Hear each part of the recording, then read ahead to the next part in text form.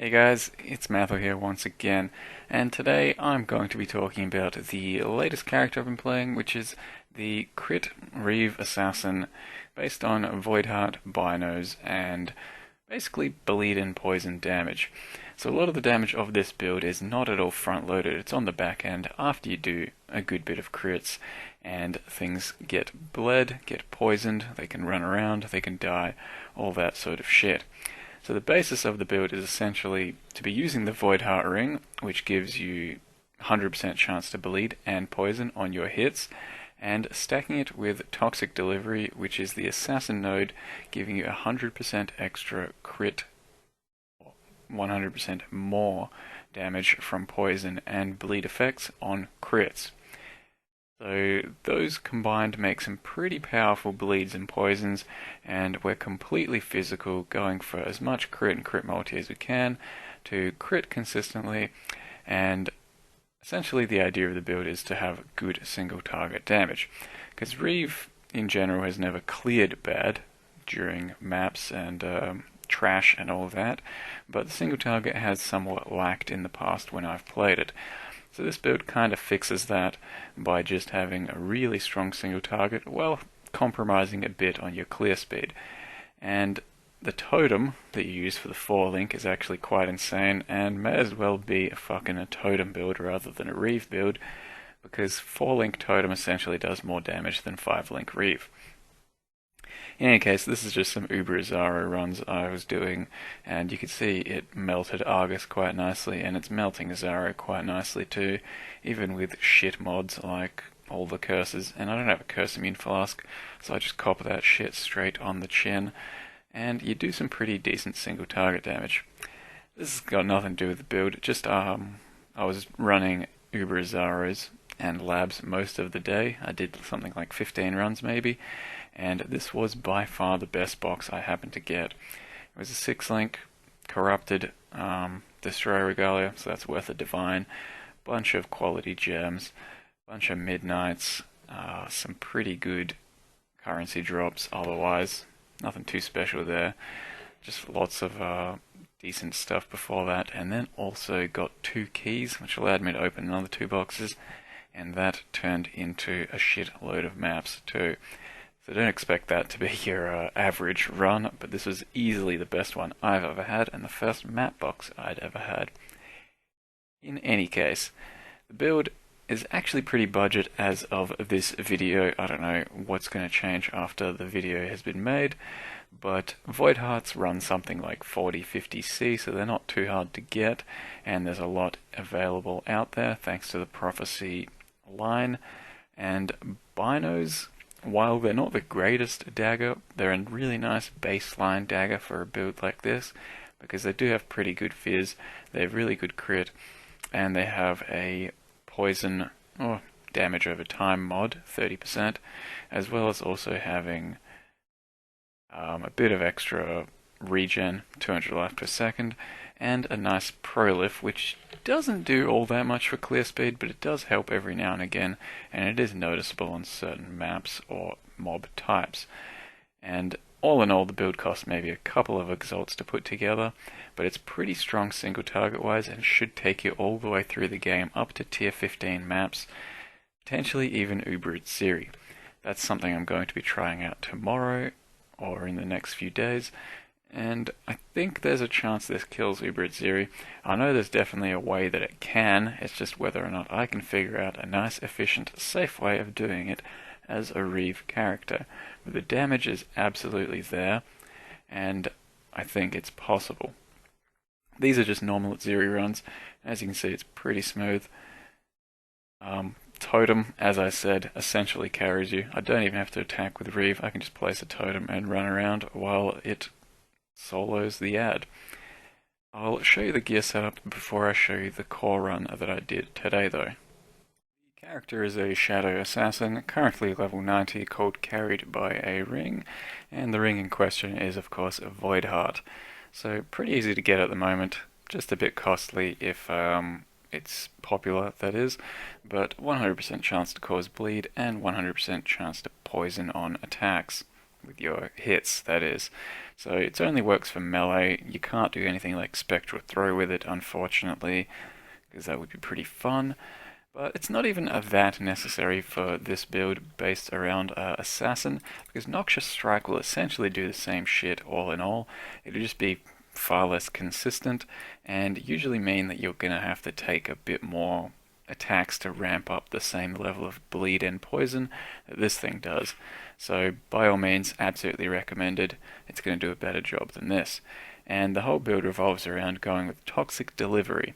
Since your poison damage scales entirely off of your physical and your chaos, you get plenty of extra chaos here. You have a bit of extra chaos from some other shit if you end up grabbing Force Shaper, for example, which I don't, or if you go with a Death's Hand as well in your offhand, that also helps.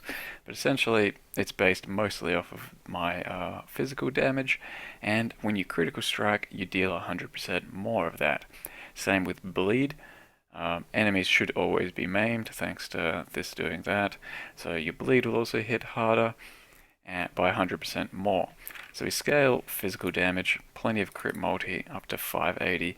I have about 90 crit with power charges up thanks to Deadly Infusion, and it is pretty much entirely sustained off of Unstable Infusion.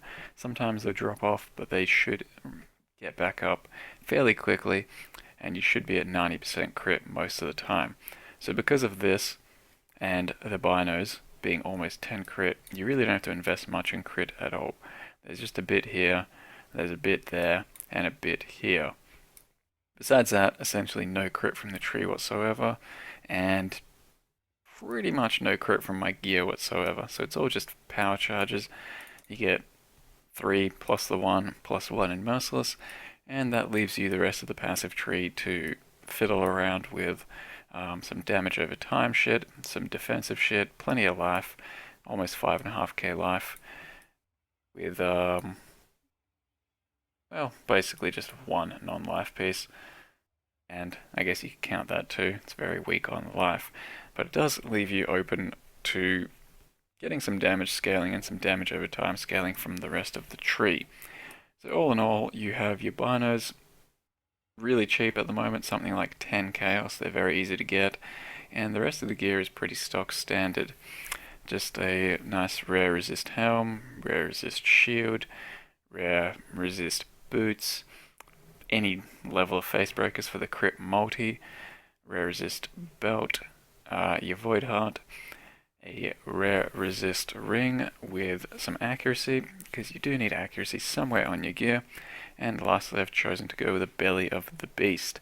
Before the Belly of the Beast, I was running a Carcass Jack, and the extra AoE is pretty damn nice, but Belly's extra life mod I feel is too valuable for this type of build at the moment.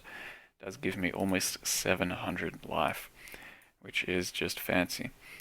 On top of that, running at Series Promise, which gives you a whole bunch more chaos damage to scale your poison off of. Lion's Roar, which gives you a whole bunch more fizz damage to scale your poison and bleed off of. And Stibnite for defensiveness, Silver for Onslaught.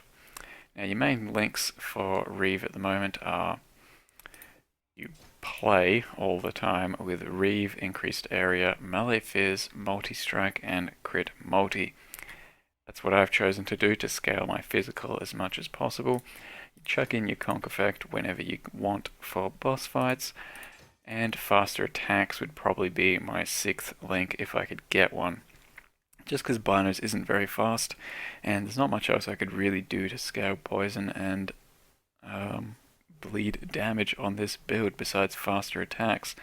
Don't really need critical strikes, and yeah, that's all there is to it. Now besides that, I am running Golem, I am running Herald of Ash, Arctic Armor, and Vulnerability on Blasphemy. The only one of those that's actually mandatory should be Vulnerability on Blasphemy, because that is such a huge multiplier for all of your damage, for the Fizz, the Bleed, and the Poison. And then I chose to go Arctic Armor just to be a bit tankier, and Herald of Ash because there's not much else I can do with my last remaining mana otherwise. Alternatively, you could have neither of those. You can go Grace, and you can pick up Iron Reflexes if you really want. Instead of being an acro-based character, you can be full armor, and you can actually have something like 10k armor in that setup, which isn't bad at all, and might be something I try in the future. That's at the moment what the character looks like. The Ancestral Warchief, of course, has Conk Effect, Melee Fizz, and faster attacks. If you can get a third red, you should probably replace faster attacks with Bloodlust for extra damage. So I'll show you what the core run looked like. So while trash damage isn't great, it's still plenty adequate for everything up to tier 15. You just may have to be careful around pretty hard damage mod maps in the higher level brackets, because you don't really have too much defensive mechanics in the way of freeze or chill. You just have to do some face tanking. But the boss damage is pretty damn solid here. Shavron died quickly. Malgaro dies pretty damn quick, but I just did too much running around essentially on this fight, and he trapped me in with all his poison fucking bombs. So he died quick to the totem, and Dodri here dies really quick to the damage and totem. And I do definitely think I can do that Malgaro fight a lot better. I just kinda brain farted. Now, Malachi, this damage is a lot better than the previous Malachi video I showed you guys of the non-crit Earthquake guy, but still he's fairly strong. And the map's mods aren't even anything special. There's nothing to really make him any harder. I wanted to give myself the best chance possible of killing him for the first time, and I'm sure I'll go back to try and make it smoother in the future. I don't think I'm actually even using Conk Effect yet in this run, the first wave anyway, and the damage is pretty decent. A lot of the damage is going to come from the totem once again, because you should more or less be running around avoiding things in the long run, but the first phase definitely very smooth and damage went very nicely. It's the second phase that things start to become a problem. When you've only got 5.5k life and there's traps all over the zone, Malachi can hit you for quite a lot, and his tentacles can also do quite a lot of damage.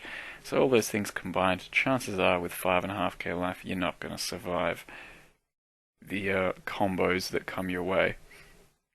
So I will also mention you can play this build as CI. I just didn't make it CI originally, so it's going to take me 60 points or so to respec, so I'm really not bothering with that. But you certainly can make a CI tree, and I think play this build as CI with something like 10k ES and probably have a more stable defensive base, but you will have a bit more struggle in terms of getting the right gear setup, maybe colors for certain pieces, and also a bit more attack speed and accuracy, I think, is your biggest problem as CI. In any case, I die a couple of times on this run. I'll leave you guys with the rest of the core Malachi kill, and look forward to a few more videos, maybe one more video about this guy in the future, hopefully with an Uber Eats kill. Otherwise, thank you very much for watching. See you guys next time.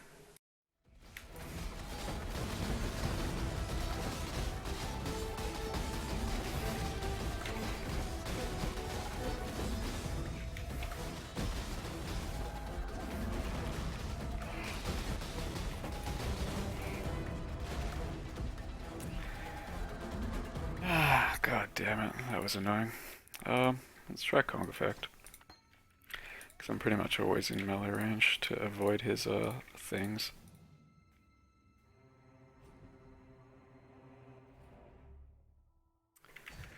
No, I'm still in a 5 link. I don't know about Conk Effect though. I'll give it a shot.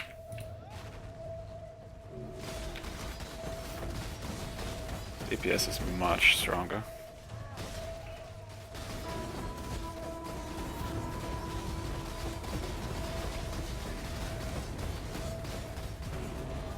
Whoops.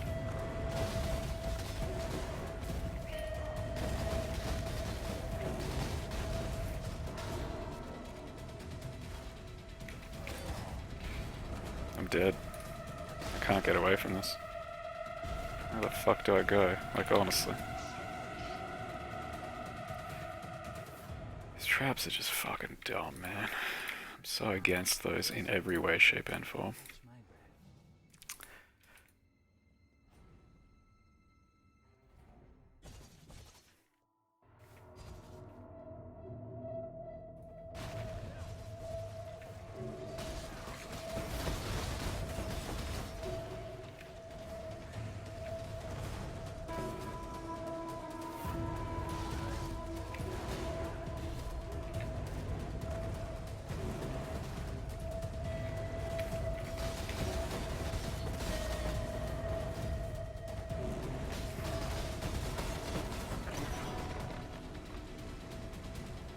I fucking hate the trap mechanic in this fight, I really do.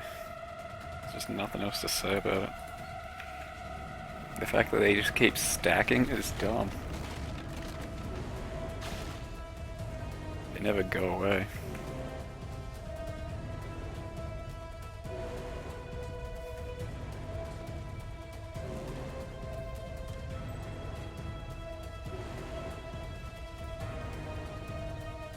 I don't need that, that's so.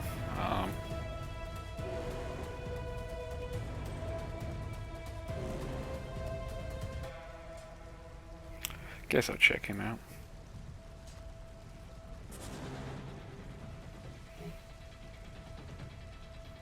Carried by Totem Bro, pretty much. I